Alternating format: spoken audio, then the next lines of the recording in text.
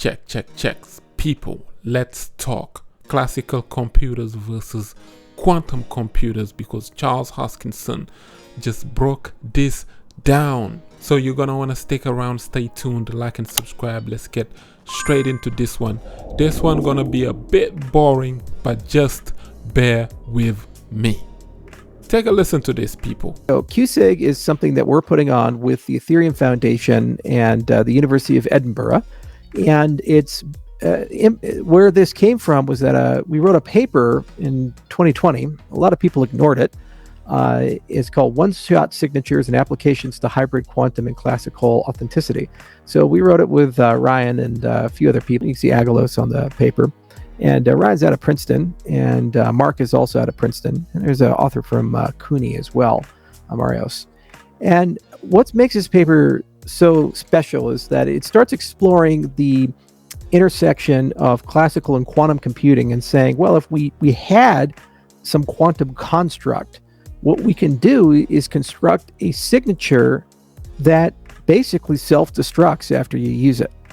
Now, if you could do this, then suddenly you could introduce quantum money with classical communication. You can actually have blockchain-less cryptocurrencies, and you can have signature schemes that have unclonable secret keys, non-interactive certifiable minimum entropy, and a boatload of other applications. All right, man, you heard the man.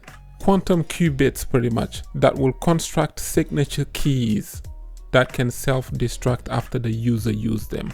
What am I talking about? Years ago, when I got into crypto, quantum computing was always a threat to the cypherpunks. I've heard this as far back as 2016, 2017, when I came into the crypto space. The people that was talking the tech talk back then in 2017, 2018 and whatnot, they always feared quantum computing because the idea was that, these quantum computers are actually a threat to classical computers, which is the computers that we use right now. The qubits are so low, but with quantum computers and how advanced their technology is, one day, this was feared way back in 2017 and even older. One day it was feared that whoever gets hold of this technology and gets so far advanced to it, they will be able to break down these blockchain keys. In other words, the blockchain is not secure because it was like Satoshi's and them, they built it on top of the classical computer that you have right now, the computer that Google have. This is where Bitcoin and other cryptocurrencies are being built to this day. Nothing is being built on top of quantum computing. And this is the reason why I rock with Charles Hoskinson many years ago. When I heard him, he's pretty much one of the only few founders, the only one that I've heard tackle quantum computing and the threat. And I think he went over to the Lex Friedman podcast back then. It was 2020 or 2021. And he was addressing this. So he's the only one that I heard address this. And actually, because the Cardano team, they write down these academic research papers, peer-reviewed scientific paper research.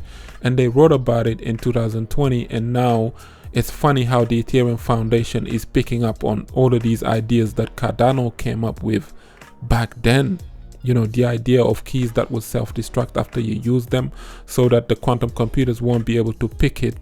And think about it. If a quantum computer is able to steal your stuff, like all of your money is gone, but your crypto is done. The blockchain itself is facing this threat. So the idea is to introduce quantum money in the future with these academic researchers, blockchain-less cryptos.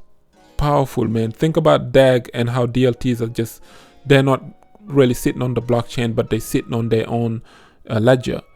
And quantum blockchain-less cryptos will be able to do the same thing, quantum money and all of these great stuff, because once again, this thing could pose a major threat. If you look at these academic papers that have been coming out, some of these articles that have been writing about quantum computing, one of them here says, if a quantum computer can crack the RSA on the classical computers, right, it could pose a threat to the entire blockchain ecosystem.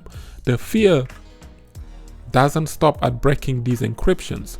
Quantum computers also have the potential to wreak havoc on other areas of blockchain security. They could compromise the integrity of digital signatures, rendering them pretty much useless. So don't sleep on stuff like this, because quantum computers can literally destroy the entire blockchain one day if their qubits are advanced and fast enough, so your private keys are not safe anymore.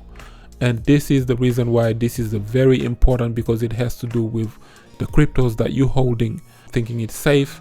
Or yeah, I'm self-custodied. Yes, you are self-custodied, but if a quantum computer can come in here and break down your computer and take your, they got your keys, bro. They can pretty much read it and break it down and open it and crack the code, and that's why they're dangerous. So to see Charles Hoskinson tackle this is a dope video. Y'all need to watch, follow Charles on Twitter and watch this, bro. This is dope. So he broke it down, and they're working on stuff like that, ideas, you know. And I'm just happy that in this video, I think he also mentioned the ZK rollups and ZK syncs, where he literally mentioned that the next stage of crypto evolution is pretty much these ZK rollups and these ZK rollups and these ZK syncs. The same technology optimism and these Ethereum layer 2s are using to better the blockchain. Using that kind of tech, working with quantum computers and qubits and whatnot, they can actually tackle this and intercept it. And this is why crypto is very important, because as bad things like that could happen in the future, these crypto academic guys can intercept it, and they can literally try and prevent it from today. Imagine there's a weapon coming tomorrow, but I have to build something today to fight it tomorrow. That's pretty much what's... Shout out to Charles Hoskinson, bro. I know. My people here, when I talk these kind of talk, they get bored really quick. But it's very important, because it has to do with your money and your safety and your crypto. That's why you need to listen to stuff like this. You need to pay attention to it. Read these academic papers. Read these articles. Any blog posts that come out against quantum computing and its threat to blockchain technology, you need to absorb it. I know people hate reading, man. I used to, like when my channel first started, I used to read just articles, covering articles, all this other stuff. People hated that style of content. They don't like it to this day.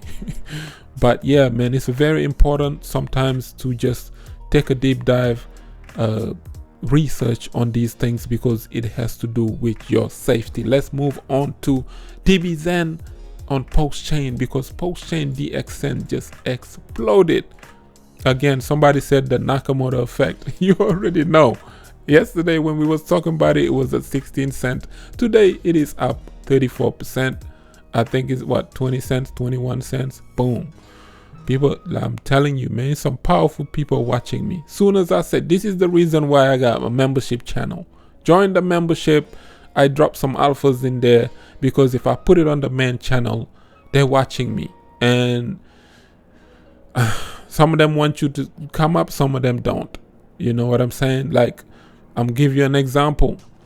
Soon as I made that video yesterday, and I accidentally dropped the thing, and I said, yo, let's mint some pulsechain dbxen. If you do some collectors and your max VMUs, how much did we pay yesterday? I did it live on camera.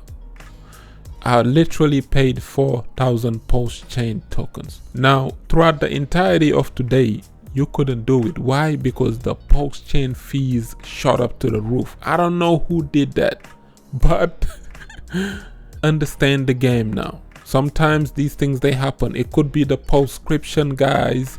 It could be just pulsechain itself. The blockchain got clogged. Blockchain is complicated, bro, but yet sweet at the same time. So sometimes it's not going to be all sweet. You could be lucky to get a cheap Zentorion, or you could be unlucky where you have to pay a ton load of fees to get that. So now you understand. Let's just leave it at that. This was just a quick one. Shout out to all of my members. Like up the video, share it, subscribe for some crypto content. I have been Mr. Nakamoto Crypto, and I'm out.